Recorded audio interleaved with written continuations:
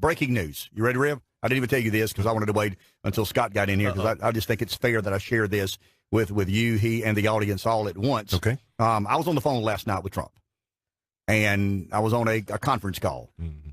Me, Trump, and Putin. And okay. Yeah. Trump and I are both Russian agents. Oh. I mean, I'm being serious. I don't laugh. I mean, okay. And Scott, serious. Please don't throw me on the ground and power lift me or whatever it is you do in the gym. But Putin is really not asking for much. I mean, he's asking for, I mean, in all honesty, he wants to contract to dump the trash at Yellowstone National Park. I mean, that's one thing he wants. And he wants to be in charge of every third airport with national security. So there you have it. From the horses, from someone inside Trump world. I mean, very much inside. Someone who Donald Trump trusts with life and limb. He is a Russian agent. He is in the middle of cutting a deal. You know, he always deals with the trash people and the concrete people. Well, I mean, think of this. Trump's always dealing with the mob, you know, developing property in New York City. He's dealing with the trash people and the concrete people and whatnot. So he's cut Putin a deal. And I'm being a bit sarcastic. Do you really put any credence whatsoever? Surely you don't. Let me answer this question for you, because I think too much of your reputation. Surely you believe the New York Times and CNN reporting are one of the most ludicrous and ridiculous and unfounded stories in the history of mainstream media, suggesting that we, the deplorables, elected a Russian agent to be our president. Well, first of all, the very fact that we're even having to raise that question is disconcerting. Have we ever talked about an American president potentially being an agent of a foreign power, of being a Manchurian president, if you will? I cannot think of a single case of that. I have said in this show, and I'll repeat what I said, that I believe the relationship between Trump and the Russians was far closer than we originally believed or knew. Now, I never said that I meant that he was an agent, and I'm not saying that now. You give that story the time of day, despite in the fourth paragraph of the article in the New York Times, they explicitly and clearly say there is no information whatsoever to suggest this report is accurate. Hold you still give that report credence. Hold on a second. I just qualified myself. I never said that meant I believe he was an agent. What I do believe, however, is that there is some kind of a relationship between Trump and the Russians that is closer than we have at least know at this point. Now, what that relationship is, what it means, I have no idea at this point. But there's a lot of circumstantial evidence out there that I'll be happy to talk about if you want, that points to, that at the very least raises serious questions about Trump's relationship with Putin. So you are okay with the FBI launching and initiating a counterintelligence investigation to find out whether or not Donald Trump was a Russian agent, despite there being no evidence whatsoever to support that claim? You're okay with one of the most powerful entities and organizations in the world, the Federal Bureau of Investigations, after Donald Trump fires Jim Comey. You're okay with, I guess, retaliation from the FBI for launching an investigation which they had no grounds nor evidence to suggest that was the case. That would be like me asking you, you're okay then with Trump totally ignoring what 11 different intelligence agencies said with regard to Russian interference in the 2016 elections?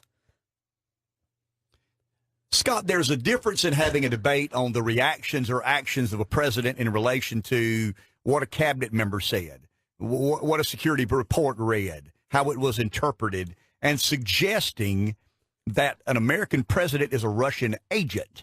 I just can't get my arms around that. I can understand if the article said Trump has a much cozier relationship with Vladimir Putin than originally thought. We have some proof here that there's a couple of land deals that Trump did in Russia that is fairly obvious now through some circumstantial evidence Putin had a hand in. But we're basically allowing America's newspaper, the New York Times, and it's interesting, and I've told Rev this, when the Times came up with the slogan, "The truth matters more now than ever," apparently in their first 100 years of existence, the truth didn't matter that much. But now that Trump got elected, the truth matters more now than ever. But you don't find it a bit comical and confusing and troubling that America's newspaper, the number one print publication in all of our country, had the gall to run an article above the fold front page suggesting, directly or indirectly, that Donald Trump is a Russian agent, while including in the article itself, and I've read it verbatim, every word of it, that there is no evidence whatsoever to suggest this report is right. You're okay with the media doing that? The media is reporting the information that the media is insinuating, Scott. The media is creating a narrative. The media is not reporting on Donald Trump. The media is trying to create a sensational story of something they have zero evidence or proof of. That's not reporting. That's not journalism. That is opinion giving. That is narrative creating. That is radio show host stuff.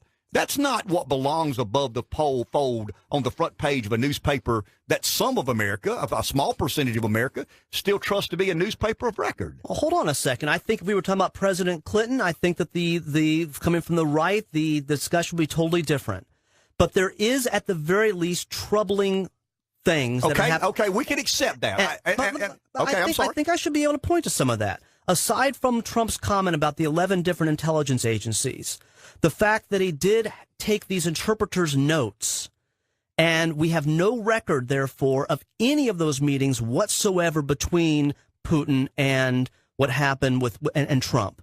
The fact that he called both Kislyak and Lavrov, these two, the Russian ambassador and another Russian official, and said, following the firing of Comey, the pressure's off. Now, what he meant by that, we can guess. The fact that Cohen lied about this deal that was taking place over Trump Tower during the campaign. The fact that Trump, of course, he likes dictators in general, but has refused to say one nasty thing about Putin. Now, does this mean he's an agent? I'm not saying that. Another possibility is he just likes Putin a lot. A third possibility is that maybe Putin has something on Trump that Trump doesn't want to get out. But the fact that we're even having to talk about this stuff, the fact that the FBI was concerned enough about Trump's actions does point to me. This is not an issue of retaliation as far as I'm concerned. This is a case of a building up of evidence over time that led the FBI to say, in the name of national security, which is something that I thought Republicans are really big on, we need to at least look into this. I would replace the word concerned with angry. The FBI was and will always be angry that Donald Trump got elected president, and that Donald Trump didn't kiss the ring of the FBI, and that Donald Trump didn't go along with a lot of the reporting and intelligence gathering of the FBI that we found time and time again has been a little off, shall we say, a little inaccurate and misleading.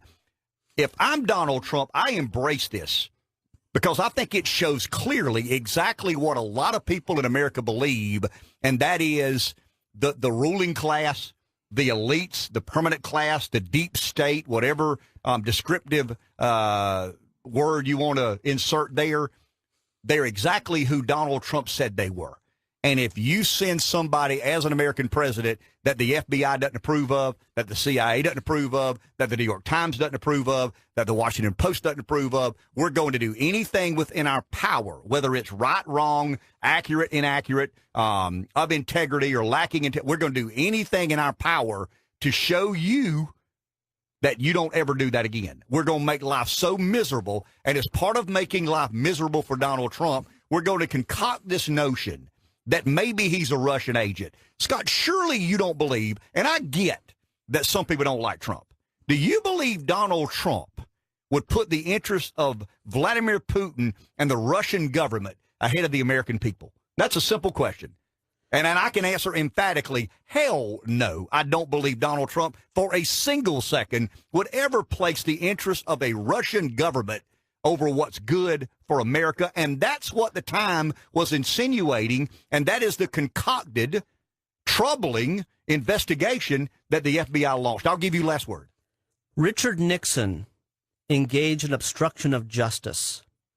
a violation of the law that was considered one and did it to protect himself from an FBI investigation that he felt would eventually lead to him. People do at times take actions designed to protect themselves. We are self-interested. Sure. Now, did Trump do this? Is he doing these things to protect himself and his own interests? We can debate that all day, but we've had evidence happen in the past with an American president. I would add one other thing. You're talking about these conspiracy theories again. Let's throw this one out. That if, in fact, Trump wants to use this to his advantage, then why go ahead and keep talking about the government shutdown and the wall and have the focus be on that? Those people who believe in conspiracy theories could easily argue he is deflecting. He is actually very concerned about the Mueller investigation and what it may discover. That maybe there is evidence there, and that's why he's trying to get the American people focused on the wall and on immigration, as opposed to talking about what the New York Times and Washington Post are reporting.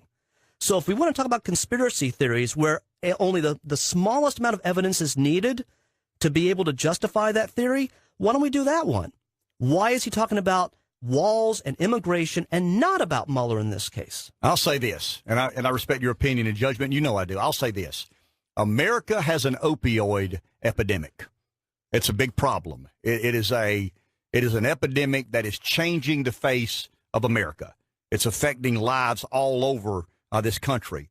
Washington has a different disease, and it's called Trump derangement syndrome. And it's real. I mean, it is real. It's relevant. It's unexplainable. I, for the life of me, don't understand the logic in the New York Times, above the fold, on the front page, headlines, Trump, a Russian agent. And in the fourth paragraph of the article, clearly stating they have no evidence whatsoever. That's not journalism.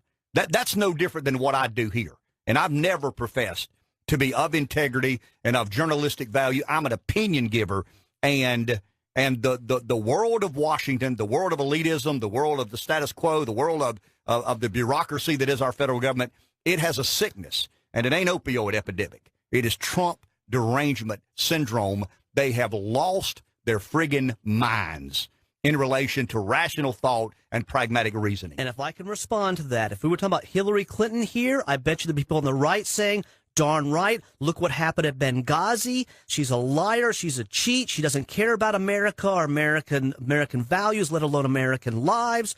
And darn right, we should have this investigation going on.